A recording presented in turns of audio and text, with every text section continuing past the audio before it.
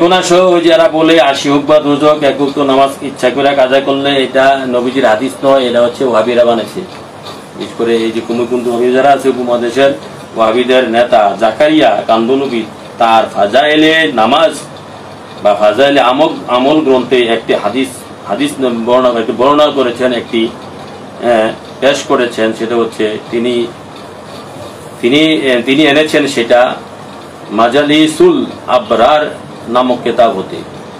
তা নিম্নরূপ: মান তারাকা সালাতা হাত্তা মাদান ওয়াক্তাহা সুম্মা কাদা উযিবা ফিন্নার কুতুবাতান। কেউ যদি এক ওয়াক্ত নামাজ ইচ্ছা করে কাজা করলো, তারপর কি 80 হোক বা দুজক, 80 হোক বা দুজকে হিসাব করে তারা দেখছে 88 কোটি বছর।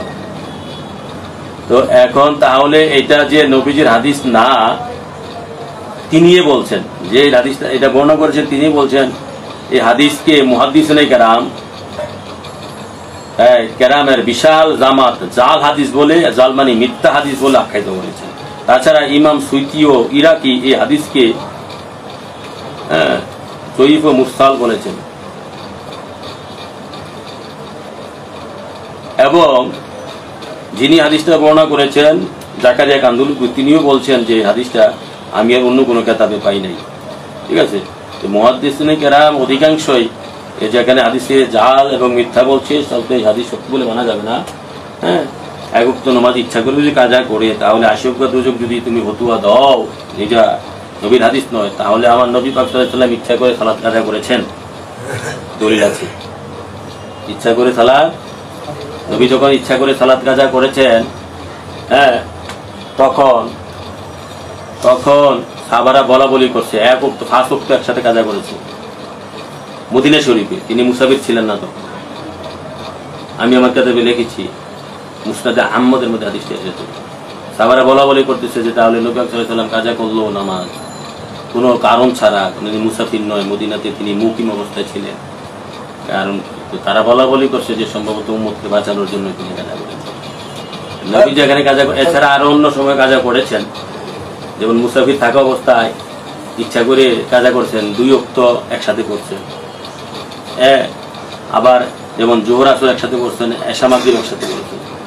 হ্যাঁ, যেমন ইচ্ছা করে, তারপরে হজে ইচ্ছা করে মাগরিব নামাজ কাজা করছে আর হজে, আবার ওখানে 5 ওয়াক্ত, এরকম প্রচুর দলিল আছে নবীজি। তাহলে তুমি যে ফতোয়া দাও, যার একটা হাদিস আছে, মান তারাকা সালাতি ফাকাত মুতাআম্মিদান কাফারা, মান তারাকা সালাতা ফাকাত মুতাআম্মিদান কাফারা। তারা এই আয়াতের হাদিসের অর্থ করে যে সালাত ছেড়ে দিল বা কাজা করলো সে কাফের হয়ে গেল। তাহলে এটা যদি এই হাদিসের অর্থ যদি এরকম করো, তাহলে গুমরাহি হবে। কেননা নবী পাক সাল্লাল্লাহু আলাইহি ওয়াসাল্লাম যেখানে ইচ্ছে করে কাজা করছেন, তাহলে এখানে এই হাদিসের অর্থ এটা করা যাবে না। হাদিসের অর্থ করতে হবে এই যে ব্যক্তি সালাতকে তুচ্ছ তাচ্ছিল্য করলো সে কাফের হয়ে গেল। সালাতকে তুচ্ছ করলো, তাচ্ছিল্য, এই যে আমি আগে বলেছি নবী সালাত কেন, সালাত তো বড় আমল, ইসলামের দ্বিতীয় ফাউন্ডেশন, ইমানের পরে সালাত, তাই না? এটা তো না, একটা আদনা সুন্নত, নবী পাক সাল্লাল্লাহু আলাইহি ওয়াসাল্লাম খাবার পরে খিলালি করছেন, তাই না? এখন আমরা কি আর খিলালি করবো, তুমি কাফের হয়ে গেলে। এটা তুচ্ছ করা হলো, তুমি খিলালি করো না তো করো না, কিন্তু এই কাজটারে তুমি অবজ্ঞা, হিংসা, ঘৃণা করতে পারো নবীর উম্মত হিসাবে, নবীর গোলাম হিসাবে। ওয়াহাবি খারিজিরা করতে পারে, তুমি সুন্নি হিসেবে নবীর প্রতিটা, তুমি জুব্বা পরো না, জুব্বা যে সবসময় পড়া সুন্নত না, নবীজি শর্ট জামাও পড়ছেন, সবসময় টুপি থাকতে হবে, সবসময় পাগড়ি থাকতে হবে না। কিন্তু নবীজি যে এগুলা প্রমাণিত সুন্নত, সেগুলাকে ছোট করা যাবে, ঘৃণা করা যাবে, অহংকার করা যাবে, অহংকার করা যাবে।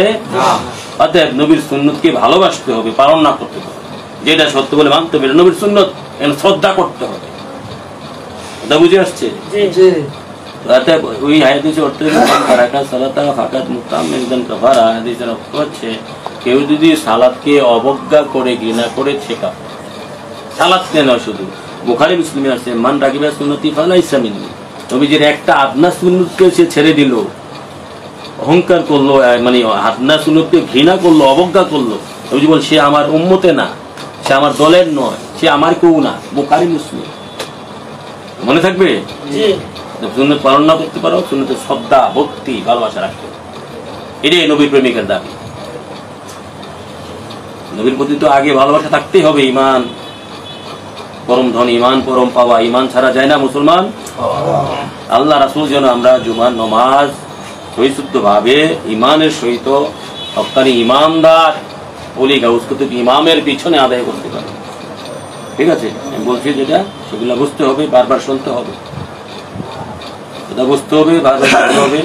যারা জানা সত্ত্বে একটা হাদিস শরীফের একটা জিনিস ছাইড়া দিয়ে আর একটা প্রচার করে, তাহলে সে আলেম তো থাকবে, আলেম তো নাই এখন বাংলাদেশে আমার দেখা মতে। ফেসবুকে ইউটিউবে আপনারা যারা বক্তা দেখেন, লক্ষ লক্ষ ভাইরাল বক্তা, আলেম বহুত কঠিন জিনিস, বহুত বড় জিনিস। যার আলেম হইতে গেলে তার ভিতরে এলেমের প্রয়োজন, ইলমের প্রয়োজন। ইলম কি? স্বয়ং মদিনাওয়ালা যার কালবে আছে সে খাঁটি আলেম। সে যদি মাদ্রাসাতে জীবনে নাও যায় তারপরও সে আলেম। যার কালবের মধ্যে স্বয়ং মদিনাওয়ালা আছে, এবং মদিনাওয়ালা যদি আপনার কালবে বাসা বাঁধে, আপনার কালবে বসবাস করে, আপনি ধীরে ধীরে আলেম হয়ে মানে আপনি সব জেনে যাবেন, সব বাতেন জায়ের সব জেনে যাবেন। নবী জানাবে, আল্লাহ জানাবে। ঠিক আছে। আবার কোন মাদ্রাসা পড়াশোনা করছে? নবীজির দরবারে, নূর নবীজির আস্তানা মুবারকে পড়াশোনা করেছে। কোনো মাদ্রাসা নয়, কোনো কলেজে নয়, কোনো ইউনিভার্সিটিতে নয়। তাবিরা কোন জায়গায় পড়াশোনা করেছে? সাহাবীদের কাছে পড়াশোনা করেছে। তাবিদের পীর কে ছিল? সাহাবীগণ। তারপরে তাবিদের পীর কে ছিল? তাবিগণ।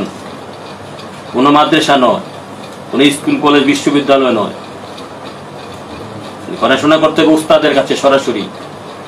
উস্তাদের কাছ থেকে তোমার বাতেন জাহের শিখতে হবে। হক্কানি পীর এখন আসছে, এটা পীরের, তারপরে ধীরে ধীরে পীরের সিলসিলা এসে পড়ছে। মাদ্রাসা তো ওইসে পড়ে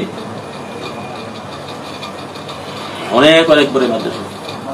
হক্কানি উস্তাদ, ওলি গাউস কুতুব, হক্কানি ইমাম, মুজাদ্দিদ, তাদের কাছ থেকে শিখতে হবে।